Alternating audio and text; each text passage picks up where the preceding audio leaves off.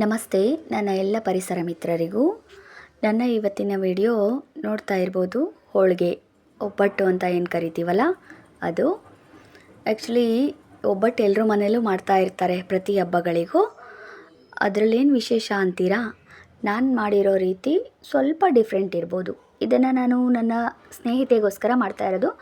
ನನ್ನ ಕೆಲವು ಫ್ರೆಂಡ್ಸ್ಗಳಲ್ಲಿ ಒಬ್ಬಟ್ಟನ್ನು ಈ ರೀತಿ ಚಪಾತಿ ಶೇಪಲ್ಲಿ ಮಾಡೋದು ಸ್ವಲ್ಪ ಕಷ್ಟಪಡ್ತಾ ಇರ್ತಾರೆ. ಸೊ ಹಂಗಾಗಿ ಅವರಿಗೋಸ್ಕರ ನಾನು ಈ ವಿಡಿಯೋ ಮಾಡ್ತಾಯಿದ್ದೀನಿ. ಎಲ್ಲರೂ ಸಾಮಾನ್ಯವಾಗಿ ಎಲ್ಲರೂ ಹೋಳಿಗೆ ಮಾಡ್ತೀವಲ್ವ ನಾವು. ಬೇಳೆ ಹಾಕಿಬಿಟ್ಟು ಬೇಳೆ ಕಟ್ಟನ್ನು ಸಪ್ರೇಟ್ ಮಾಡಿ ಬೆಲ್ಲ ಹಾಕಿ ಹೂರಣ ರೆಡಿ ಮಾಡೋವರೆಗೂ ಮಾಡ್ತಾರೆ. ಅದಾದ ನಂತರ ಕಡುಬು ಮಾಡ್ತೀವಲ್ಲ ಆ ಶೇಪಲ್ಲಿ ಮಾಡ್ತಾಯಿರ್ತಾರೆ. ಇದು ಸ್ವಲ್ಪ ಜನರಿಗೆ ಕಷ್ಟ ಅನಿಸುತ್ತೆ. ಸೊ ಹಂಗಾಗಿ ನಾನು ಈ ವಿಡಿಯೋನ ನನ್ನ ಕೆಲವು ಸ್ನೇಹಿತರಿಗೋಸ್ಕರ ಅಂತಲೇ ಮಾಡ್ತಾ ಇರೋದು. ಇದರಲ್ಲಿ ಏನು ಸ್ಪೆಷಲ್ ಅಂದರೆ, ನಾನು ಕಡಿಮೆ ಆಯಿಲ್ ಬಳಸ್ತಾ ಇದ್ದೀನಿ. ಜೊತೆಗೆ ತವಾ ಯೂಸ್ ಮಾಡ್ತೀವಲ್ವ, ತವಾ ಯೂಸ್ ಮಾಡಿ ಎಣ್ಣೆನಲ್ಲೇ ತುಂಬಿ ಮಾಡ್ತಾರೆ. ಇದಕ್ಕೆ ಸ್ವಲ್ಪ ಉದ್ದಲಿಕ್ಕೆ ನಾವು ಹಿಟ್ಟನ್ನು ಯೂಸ್ ಮಾಡ್ತೀವಿ. ನಾವು ಇದಕ್ಕೆ ಹಿಟ್ಟಿನ ಹೋಳಿಗೆ ಅಂತಲೂ ಕರಿತೀವಿ. ಎಣ್ಣೆ ಹೋಳಿಗೆ ಮತ್ತು ಹಿಟ್ಟಿನ ಹೋಳಿಗೆ ಎರಡಿರುತ್ತೆ. ಸೊ ಅದರಲ್ಲಿ ಇದು ಹಿಟ್ಟಿನ ಹೋಳಿಗೆ. ಇದು ಹೆಂಗೆ ಅಂದರೆ ಸ್ಮೂತ್ ಇರುತ್ತೆ. ಇದರದ್ದು ಇನ್ನೊಂದು ಲಾಭ ಏನಂದರೆ ತುಂಬ ಸ್ಮೂತು. ಈ ಚಪಾತಿ ಹೇಗೆ ಪದರ ಥರ ಬರುತ್ತೋ ಅದೇ ಥರ ತುಂಬ ಸ್ಮೂತಾಗಿ, ಆಮೇಲೆ ತಿನ್ನಲಿಕ್ಕೆ ಆಲ್ಮೋಸ್ಟ್ ಎಲ್ರಿಗೂ ಇಷ್ಟ ಆಗುತ್ತೆ. ಇದು ಮಾಡೋದು ಸ್ವಲ್ಪ ಡಿಫ್ರೆಂಟ್ ಇರ್ಬೋದು, ಬಟ್ ತಿನ್ನೋದಕ್ಕೆ ತುಂಬ ಚೆನ್ನಾಗಿರುತ್ತೆ. ಒಮ್ಮೆ ನೀವು ಈ ವಿಧಾನನ ಟ್ರೈ ಮಾಡಿ ಹೇಗಿತ್ತು ಅಂತ ಕಮೆಂಟ್ ಮಾಡಿ. ಈ ಹೋಳಿಗೆಗೆ ನಾನು ಹಿಟ್ಟು ಕಲಸೋದನ್ನು ತೋರಿಸ್ತಾ ಇದ್ದೀನಿ ನೋಡಿ. ಇದರದ್ದು ಇನ್ನೊಂದು ಪ್ರೊಸೀಜರ್ ಏನಂದರೆ, ಈ ಹಿಟ್ಟನ್ನು 2 ಅವರ್ ನೆನೆಸಿಡ್ಬೇಕು ನಾವು. ಈಗ ಕಲಸಿರೋ ಹಿಟ್ಟಿರುತ್ತಲ್ಲ, ಮೈದಾ ಹಿಟ್ಟನ್ನೇ ಕಲಿಸ್ಕೋಬೇಕು. ಇದಕ್ಕೆ ಹೂರಣ ರೆಡಿ ಮಾಡ್ಕೊಳ್ಳೋದಕ್ಕಿಂತ ಮುಂಚೆನೇ ನಾವು ಹಿಟ್ಟು ಕಲಸಿಟ್ರೆ ಬೆಟರ್. ಈಗ ಬೇಳೆ ಹಾಕಿಬಿಡ್ತೀವಲ್ಲ, ಬೇಳೆ ಹಾಕಿದ ತಕ್ಷಣವೇ ಹಿಟ್ಟು ಕಲಸಿದ್ರೆ ಅದ್ರದ್ದು ಪ್ರೊಸೀಜರ್ ಎಲ್ಲ ಮುಗಿಯೋದಕ್ಕೆ 1 ಅವರ್ ಆಗುತ್ತೆ. ಆಮೇಲೆ 1 ಅವರ್ ಒಂದು ಗಂಟೆನಾದರೂ ನೆಂದರೆ ಹಿಟ್ಟು ತುಂಬ ಚೆನ್ನಾಗಿ ಹೋಳಿಗೆ ಬರುತ್ತೆ. ಹಿಟ್ಟನ್ನು ಯಾವ ರೀತಿ ಕಲಿಸ್ಬೇಕು ಅಂದರೆ, ನಾವು ರಬ್ಬರ್ ಥರ ಬರಬೇಕದು. ಚಪಾತಿ ಹಿಟ್ಟಿಗಿಂತ ಇನ್ನು ಸ್ವಲ್ಪ ತೆಳುವಾಗಿ, ಮಾಮೂಲಿಯಾಗಿ ಚಪಾತಿ ಹಿಟ್ಟು ಕಲಿಸ್ತೀವಲ್ಲ ನಾವು, ಅದೇ ಥರ ಕಲಿಸ್ಬೇಕು. ಸ್ವಲ್ಪ ಎಣ್ಣೆ ಹಾಕ್ಕೊಂಡು ಸ್ವಲ್ಪ ಉಪ್ಪು, ಒಂದು 1/2 ಸ್ಪೂನ್ಗಿಂತ ಕಡಿಮೆ ಉಪ್ಪು. ಎಲ್ಲದಕ್ಕೂ ಅಡುಗೆಗೆ ಉಪ್ಪು ಹಾಕಬೇಕು ಅನ್ನೋ ಕಾರಣದಿಂದ ಉಪ್ಪು ಹಾಕ್ತಿರೋದು ಅಷ್ಟೇ. ಆಪ್ಷನಲ್ ಸ್ಕಿಪ್ ಮಾಡೋದಾದರೆ ಮಾಡ್ಬೋದು. ಸ್ವಲ್ಪ ಉಪ್ಪು ಹಾಕ್ಬಿಟ್ಟು ಇದನ್ನು ಚಪಾತಿ ಹಿಟ್ಟಿಗಿಂತ ತುಂಬ ತೆಳುವಾಗಿ ಕಲಿಸ್ಕೋಬೇಕು. ಈ ಹೇಳಿದ್ರೆ ರಬ್ಬರ್ ಥರ ಬರ್ತಾ ಇರಬೇಕು ಅದು ಹಿಟ್ಟು. ಅಷ್ಟು ತೆಳುವಾಗಿ ಕಲಸಿಟ್ಟು ಅದನ್ನು 2 ಅವರ್ ನೆನೆಸ್ಬೇಕು. ಇದು ಇಂಪಾರ್ಟೆಂಟು. ಆಮೇಲೆ ಇನ್ನೂ ಒಂದು ಮೇಯ್ನ್ ಇದೇನೆಂದರೆ, ಇದನ್ನು ಎತ್ತಿಟ್ಬಿಡ್ಬೇಕು ಮೇಲೆ. ಈರುಳ್ಳಿಯಿಂದ ದೂರ ಇಡಬೇಕು ಈ ಹಿಟ್ಟನ್ನು. ಅಕಸ್ಮಾತ್ ಏನಾದ್ರು ಈ ಈರುಳ್ಳಿ ಹೆಚ್ಚಿಬಿಟ್ಟು ಅದೇ ಕೈಯಿಂದನೇ ಕಲಿಸ್ಬಾರ್ದು. ನೀಟಾಗಿ ಹ್ಯಾಂಡ್ ವಾಶ್ ಮಾಡ್ಕೊಂಡು ಕಲಿಸ್ಬೇಕು. ಆಮೇಲೆ ಅದನ್ನು ಮುಚ್ಚಿ ಒಂದು ಕಡೆ ಸ್ಟೋರ್ ಮಾಡಿಬಿಡ್ಬೇಕು ಹಿಟ್ಟನ್ನು. ನಾವು ಆಲ್ರೆಡಿ ಬೇಳೆ ಹಾಕೋವಾಗಲೇ ಕಲಿಸ್ಬಿಟ್ಟಿರ್ತೀವಿ ಹಿಟ್ಟನ್ನು. ಹೂರಣ ರೆಡಿ ಮಾಡ್ಕೊಳ್ಳೋ ಅಷ್ಟೊತ್ತಿಗೆ ಅದು 1 ಅವರ್ 1.5 ಅವರ್ ಅದು ನೆಂದುಬಿಡತ್ತೆ. ನೆಂದರೆ ತುಂಬ ಚೆನ್ನಾಗಿ ಬರುತ್ತೆ ನೋಡಿ. ಹೂರಣದ ಕಾಲು ಭಾಗ ಅಂದರೆ 40% ವೈಟ್ ಹಿಟ್ಟು ತೊಗೋಬೇಕು. ಹೂರಣನ 60% ತೊಗೋಬೇಕು. ತೊಗೊಂಡು ಅದರೊಳಗೆ ಸೇರಿಸ್ತಾ ಉಂಡೆ ಥರ ಮಾಡ್ಕೋಬೇಕು. ನಾನು ತೋರಿಸ್ತಾ ಇದ್ದೀನಿ ನೋಡಿ ಯಾವ ರೀತಿ ಉಂಡೆ ಮಾಡ್ಕೋಬೇಕು ಅಂದರೆ, ಹೂರಣ ಒಳಗಡೆ ಇರಬೇಕು, ಮೇಲ್ಗಡೆ ವೈಟ್ ಮೈದಾ ಹಿಟ್ಟು ಏನು ಕಲಸಿರ್ತೀವಲ್ಲ ಅದನ್ನು ನಾವು ಕಣಕ ಅಂತೀವಿ. ಸೊ ಮೈದಾ ಹಿಟ್ಟು ಫುಲ್ಲು ಕವರ್ ಮಾಡ್ಕೋಬೇಕು ಅದನ್ನು. ಅದೆಲ್ಲೂ ಹೂರಣ ಹೊರಗಡೆ ಕಾಣಿಸ್ಬಾರ್ದು. ಈ ಥರ ಕವರ್ ಮಾಡ್ಕೋಬೇಕು. ಮತ್ತು ಉದ್ದಲಿಕ್ಕೆ ನಾವು ಹಿಟ್ಟನ್ನು ಒಡ್ರಾಗಿಟ್ಟು ಯೂಸ್ ಮಾಡ್ಬೋದು, ಮೈದಾ ಹಿಟ್ಟು ಕೂಡ ಯೂಸ್ ಮಾಡ್ಬೋದು. ಒಡ್ರಾಗಿಟ್ಟು ಅಂದರೆ ರಾಗಿ ಹಿಟ್ಟನ್ನು ಮೊಳಕೆ ಬರೆಸಿ ಶೋಧಿಸಿರ್ತೀವಲ್ಲ ಆ ಹಿಟ್ಟು. ಮೈದಾ ಹಿಟ್ಟನ್ನು ಯೂಸ್ ಮಾಡಿದ್ರೂ ಓಕೆ. ಅದೇ ಹಿಟ್ಟು ಸಿಗಲ್ಲ ಅಂದರೆ ಮೈದಾ ಜೊತೆ ಸ್ವಲ್ಪ ಅಕ್ಕಿ ಹಿಟ್ಟು ಮಿಕ್ಸ್ ಮಾಡಿಕೊಂಡ್ರೆ ಅದು ಟರ್ನ್ ಆಗಲಿಕ್ಕೆ ಈಸಿ ಆಗುತ್ತೆ.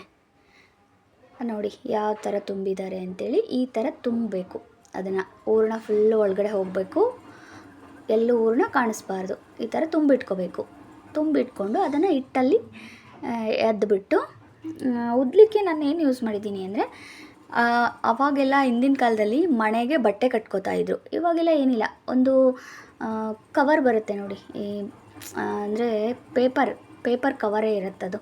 ಸೊ ಆ ಕವರ್ಗೆ ಒಳಗಡೆ 1-2 ಪೇಪರ್ ಹಾಕ್ಬಿಟ್ಟು ಇಟ್ಟು ಉದುರಿಸ್ಬಿಟ್ಟು ಉದ್ದೋದು. ತುಂಬ ಈಸಿ ಮೆಥಡಲ್ಲಿ ತುಂಬ ಬೇಗ ಆಗುತ್ತೆ ಇದು.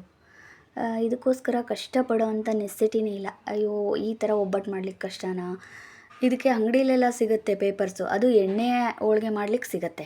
ಬಟ್ ಇದಕ್ಕೆ ನಾವು ಮನೇಲೇ ರೆಡಿ ಮಾಡ್ಕೊಂಬಿಡ್ಬೋದು. ಒಂದು ಒಳ್ಳೆ ಫ್ರೆಶ್ ಕವರ್ ತೊಗೊಂಡು ಅದರೊಳಗಡೆ ಪೇಪರ್ ಹಾಕಿ ಇಟ್ಟಾಕಿ ಉದ್ಬಿಡೋದು.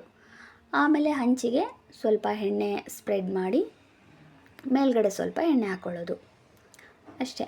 ಅದು ತುಂಬ ಆಯಿಲ್ ಯೂಸ್ ಮಾಡ್ದಂಗೂ ಅನಿಸಲ್ಲ. ನಾವು ಆಯಿಲ್ ಲೆಸ್ ಇರುತ್ತೆ ಆಯಿಲು, ಬಟ್ ಕಡಿಮೆ ಆಯಿಲಲ್ಲೇ ಮಾಡೋದು ಇದು ನೋಡಿ. ಈ ವಿಧಾನ ಕೂಡ ತುಂಬ ಬೇಗನೆ ಆಗುತ್ತೆ. ಏನಂದರೆ ಒಂದು 10 ನಾವು ಒಬ್ಬರೇ ಇದ್ದೀವಿ ಅಂದರೆ ತುಂಬ್ಕೊಂಡು ಇಟ್ಕೊಂಡ್ಬಿಡೋದು. ಒಂದು 5ರಿಂದ 10 ತುಂಬಿಟ್ಬಿಡ್ಬೋದು. ಆ ಥರ ತುಂಬಿಟ್ಕೊಂಡು ಉದ್ದಿ ಬೇಯಿಸೋದು. ಉದ್ದೋದು ತುಂಬ ಈಸಿ ಇರುತ್ತೆ. ಇದು ತುಂಬ ಪ್ರೆಸ್ ಮಾಡೋ ಹಂಗಿರಲ್ಲ, ಸ್ಮೂತ್ ಇರುತ್ತಲ್ಲ. ಜಸ್ಟ್ ಏನಂದರೆ ನಾವು ಲಟ್ಟಣಿಗೆ ಆಡಿಸಿದ್ರೆ ಸಾಕು ಆ ಕಡೆ ಈ ಕಡೆ, ಅದೇ ಸ್ಪ್ರೆಡ್ ಆಗ್ತಾ ಹೋಗುತ್ತೆ. ನಾನು ಯೂಸ್ ಮಾಡಿರೋ ಕವರ್ನು ಕೂಡ ನೋಡ್ಬೋದು ನೀವು. ಈಸಿಯಾಗಿರುತ್ತೆ, ಈಸಿ ಮೆಥಡ್ ಕೂಡ, ಬೇಗನೆ ಆಗುತ್ತೆ ಇದು. ಯಾರಿಗೆಲ್ಲ ಕಷ್ಟ ಇದೆ ಒಬ್ಬಟ್ಟು ಮಾಡಲಿಕ್ಕೆ, ಇದು ಬರಲ್ಲ ಅನ್ನೋರು ಕೂಡ ಈಸಿಯಾಗಿ ಈ ಮೆಥಡಲ್ಲಿ ಮಾಡ್ಕೊಂಬಿಡ್ಬೋದು. ಇದಕ್ಕೆ ಆಪ್ಷನಲ್ ಇದರ ಜೊತೆಗೆ ತುಪ್ಪದ ಜೊತೆ ಕೂಡ ತಿನ್ಬೋದು. ಹೋಳ್ಗೆ ತುಪ್ಪ ನಮ್ಮ ಫೇವ್ರೇಟ್ ಬೆಸ್ಟ್ ಕಾಂಬಿನೇಷನ್. ಸೀಕರಣೆಗೆ ಈ ಹೋಳ್ಗೆ ತುಂಬ ಚೆನ್ನಾಗಿರುತ್ತೆ. ಎಣ್ಣೆ ಹೋಳ್ಗೆ ಮಾಡ್ತಾರೆ ನೋಡಿ, ಎಣ್ಣೆಯಲ್ಲಿ ತುಂಬಿ ಎಣ್ಣೆ ತವದಲ್ಲೇ ಉದ್ದಿ ಎಣ್ಣೆನಲ್ಲೇ ಸ್ಪ್ರೆಡ್ ಮಾಡಿ ಹಾಕೋದು. ಅದು ಸೀಕರಣೆ ಜೊತೆ ತುಂಬ ಆಯಿಲಿ ಅನಿಸುತ್ತೆ. ಆಮೇಲೆ ಒಂಥರ ಏನೋ ಗಟ್ಟಿಯಾಗಿರುತ್ತೆ, ಹಿಂಗೆ ಹೇಳಿದ್ರೆ ರಬ್ಬರ್ ಥರ ಬರುತ್ತೆ. ಬಟ್ ಇದು ಹಂಗೆ ಬರಲ್ಲ. ಇದು ಚಪಾತಿ, ಪದರಾದ ಚಪಾತಿನ ಯಾವ ರೀತಿ ಮುರಿತೀವಲ್ಲ ಆ ರೀತಿ ಇರುತ್ತೆ ಇದು. ಸೀಕರಣೆಗೆ ಬೆಸ್ಟ್ ಕಾಂಬಿನೇಷನ್ನು. ಆಯಾ ಸೀಸನಲ್ಲಿ ಯಾವ್ಯಾವ ಸೀಕರಣೆ ಮಾಡ್ಕೋಬೋದು ಅದನ್ನೆಲ್ಲ ಮಾಡ್ಕೋಬೋದು. ಈ ಸೀಸನಲ್ಲಿ ಅಂದರೆ ಇದು ಮಸ್ಕ್ ಮಿಲನ್ ಏನಂತಾರೆ, ಮಸ್ಕ್ ಮಿಲನ್ ಕರ್ಬೂಜದ ಹಣ್ಣಿಂದು ಸೀಕರಣೆಗೂ ಇದು ತುಂಬ ಚೆನ್ನಾಗಿರುತ್ತೆ. ಆಮೇಲೆ ತುಪ್ಪಕ್ಕೆ ಹೋಳ್ಗೆ ಸೀಕರಣೆ ಸೀಸನಲ್ಲಂತೂ ನಾವು ಇದೇ ಹೋಳ್ಗೆನೇ ಕಂಪಲ್ಸರಿ ಮಾಡೋದು. ತುಪ್ಪಕ್ಕೂ ಓಕೆ. ಆಮೇಲೆ ಏನೂ ಇರಲಿಲ್ಲ ಅಂದರೆ ಕಾಯಿ ರುಬ್ಬಿಟ್ಟು ಕಾಯಿ ಹಾಲು ಅಂತ ಮಾಡ್ತೀವಿ, ಅದ್ರ ಜೊತೆಗೂ ಬೆಸ್ಟ್ ಕಾಂಬಿನೇಷನ್ ಇರುತ್ತೆ. ಇದು ಕಡಿಮೆ ಸ್ವಲ್ಪ ಈ ರೀತಿ ಮಾಡಿರೋ ಒಬ್ಬಟ್ಟು 2 ದಿನ ಸ್ಟೋರ್ ಮಾಡ್ಬೋದು ಆರಾಮಾಗಿ. ಇವತ್ತು ಯೂಸ್ ಮಾಡಿ ನಾಳೆ ಕೂಡ ಉಪಯೋಗಿಸ್ಬೋದು, ಏನು ಹಾಳಾಗಲ್ಲ. ಮತ್ತು ಯಾವುದೇ ರೀತಿ ಫ್ರಿಜ್ಜಲ್ಲಿ ಇಡೋ ಅವಶ್ಯಕತೆ ಇರಲ್ಲ. ಮಕ್ಕಳು ಇವತ್ತು ಒಂದಿನ ತಿಂದು ಮತ್ತೆ ಮಾರನೇ ದಿನವೂ ಕೇಳ್ತಾ ಇರ್ತಾರಲ್ವ, ಸೊ ಮಾರನೇ ದಿನದವರೆಗೂ ಇದು ಕೆಡದೆ ಚೆನ್ನಾಗಿರುತ್ತೆ. ಈ ರೀತಿಯ ಹೋಳ್ಗೆ ಒಬ್ಬಟ್ಟು ಯಾರೆಲ್ಲ ಮಾಡಿದ್ದೀರಾ ಕಮೆಂಟ್ ಮಾಡಿ.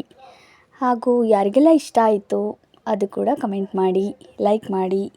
ಹಾಗೆ ನನ್ನ ವಿಡಿಯೋನ ಇದೇ ಫಸ್ಟ್ ಟೈಮ್ ಯಾರೆಲ್ಲ ನೋಡ್ತಾ ಇದ್ದೀರಾ ಸಬ್ಸ್ಕ್ರೈಬ್ ಮಾಡ್ಕೊಂಡು ನೋಡಿ.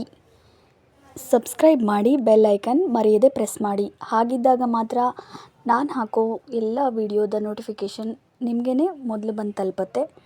ಸೊ ಎಲ್ಲ ವೀಡಿಯೋಸ್ನು ನೀವು ವಾಚ್ ಮಾಡ್ತಾ ಇರ್ಬೋದು.